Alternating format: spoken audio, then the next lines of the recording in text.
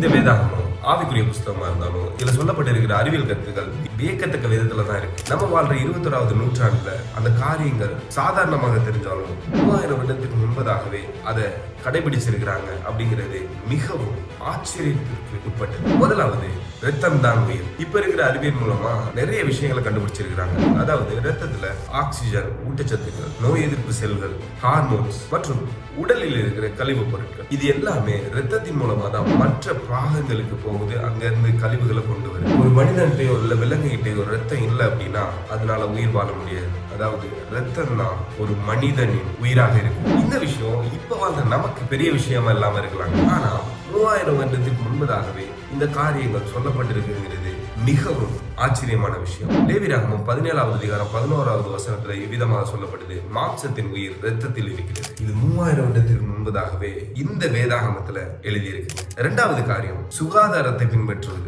1846ல லண்டன்ல கிட்டத்தட்ட 16,000 பேர் காலரா நோயால இருந்தாங்க. அதற்கான காரணம் என்னன்னு பார்த்தா, தங்களுடைய மனித கழிவுகளை ஏரிகள்லையும் குட்டைகளிலையும் தெரு ஓரங்கள் கொட்டினதுனால வந்த விளைவுதான் காலரா.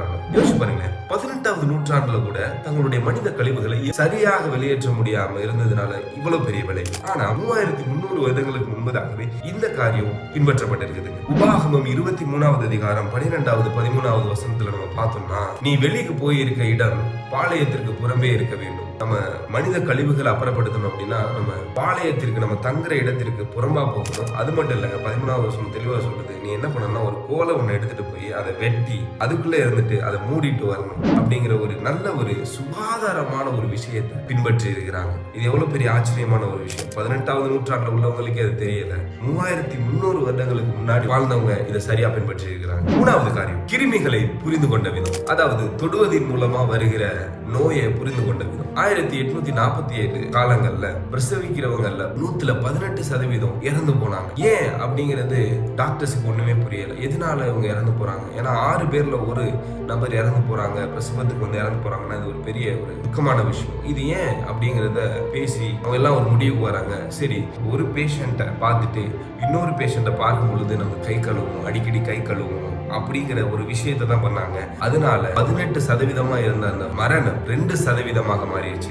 சுகாதாரத்தை பின்பற்றும் இந்த விஷயங்களை 1847 ஃபாலோ பண்ணல. அதாவது ஒரு நோயாளியை பார்த்துட்டு அதே கைகளோட மற்ற நோயாளியை பார்ப்பது, இதனால மரணங்கள் அதிகமாச்சு. ஆனா இந்த ஒரு காரியம் 3500 வருடங்களுக்கு முன்பதாகவே பின்பற்றப்பட்டது. என்ன 19வது அதிகாரம் 11-12 வசனங்கள் இவ்விதமாக சொல்லுது, செத்துப்போனுடைய பிரேதத்தை தொட்டவன் 7 நாள் தீட்டுப்பட்டு இருப்பான். அவன் 3வது நாளும் 7வது நாளும் அவன் தன்னை சுத்திகரித்துக் கொள்வான்.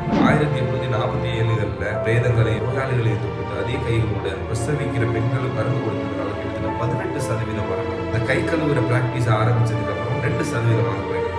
ஆனா இந்த ஒரு காரியம், இந்த ஒரு அறிவு இல்லாத ஒரு காலங்கள்ல, பெரிய ஞானம் வளராத ஒரு காலங்கள்ல இந்த மாதிரி காரியங்களை பின்பற்றி இருக்கிறாங்க. இது மிகவும் ஆச்சரியமான ஒரு விஷயம். நம்மளுக்கு சாதாரணமா இருக்கும். ஆனா 3000 வருடத்துக்கு முன்பதாக எப்படி இதெல்லாம் அவங்க ஃபாலோ பண்ணாங்க அப்படிங்கிறது மிகவும் ஆச்சரியமும் வியக்கத்தக்க விதமா இருக்கு. 4வது காரியம், கப்பல் கட்டும் திறன். ஆதியாகமம் 6வது அதிகாரத்துல தேவன் நோவாவுக்கு சொல்றாரு, நீ ஒரு கப்பலை கட்டு.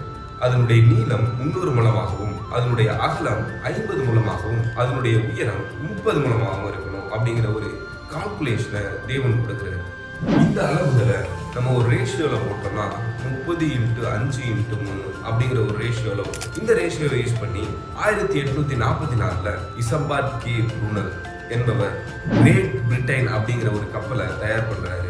இந்த கப்பல் ஃபாஸ்டா போறதுக்காக இல்லைங்க, நிறைய பொருட்களை ஏற்றி கொண்டு போவதற்கு சரியான ஒரு விதத்துல அந்த ரேஷியோவை யூஸ் பண்ணி ஒரு பெரிய பிரம்மாண்டமான ஒரு கப்பலை கட்டியிருக்கிறார். அது மட்டும் இல்ல, 2ஆம் உலக போறப்போ லிபர்ட்டி அப்படிங்கிற ஒரு கப்பலும் பொருட்களை ஏற்றி கொண்டு போவதற்கு தயார் பண்ணியிருக்கிறாங்க. 1800களில் இந்த மாதிரி ஒரு கப்பல் செய்வது அவங்களுக்கு பரிச்சயமான ஒன்றா இருந்தாங்க. 3500 வருஷத்துக்கு முன்னாடி இந்த மாதிரி ஒரு கப்பலை கட்டுறது பரிச்சயமான விஷயம் இல்லைங்க. ஆனாலும் அதிக பொருட்களை ஏற்றி கொண்டு போவதற்கு ஏற்ற ஒரு கப்பலை எந்த ஒரு கப்பல் கட்டுமான அறிவும் இல்லாமலே ஒரு நபர் கட்டியிருக்கிறார். இது மிகவும் வியக்கத்தக்க ஒரு விஷயம் தாங்க. 5வது, தனிமைப்படுத்திக் கொள்வது. கொரோனா டயத்தில் அப்ப எல்லாருமே ஒரு காய்ச்சல் வந்தோடனே தனிமைப்படுத்த ஆரம்பிச்சோம். புயல்னால நம்ம கண்டுபிடிச்சோம் இந்த ஒரு வியாதி காற்றின் மூலமா பரவும் அப்படிங்கிறது. ஆனா எந்த ஒரு அறிவியலும் இல்லாமலேயே 3000 வருடத்திற்கு முன்பதாகவே வாழ்ந்த மக்கள் குவாரண்டைன், அதாவது தனிமைப்படுத்தப்படுவது, இந்த ஒரு காரியத்தை பின்பற்றி இருக்கிறாங்க. லேவியராகமம் 13வது அதிகாரம்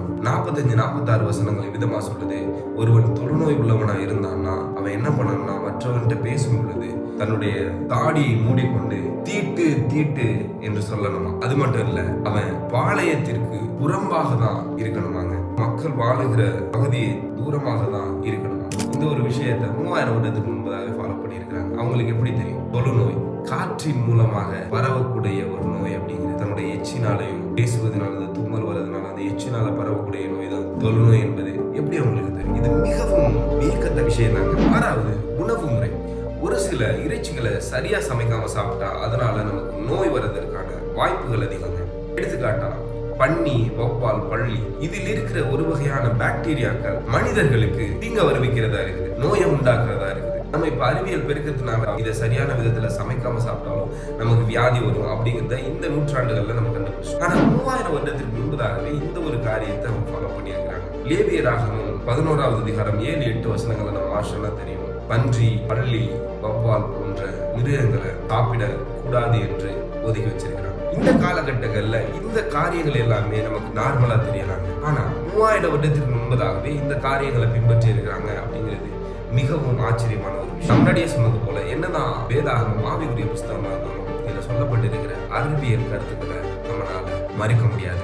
அதனால இந்த வேதாகமம் இந்த உலகத்தில் இருக்கும் எல்லா புஸ்தகங்களை காட்டிலும் மேன்மையானது. இதை வைத்திருக்க நீங்களும் நானும் ஆசீர்வதிக்கப்பட்டவர்கள். கர்த்தர் நம்மை ஆசீர்வதிப்பாராக. ஆமென். இதே மாதிரி வேதாகமத்துல சொல்லப்பட்ட அநேக அறிவியல் காரியங்களை நீங்க கத்துக்கணுமா? மறக்காம லைக், சப்ஸ்கிரைப், ஃபாலோ பண்ணுங்க. நிறைய விஷயம்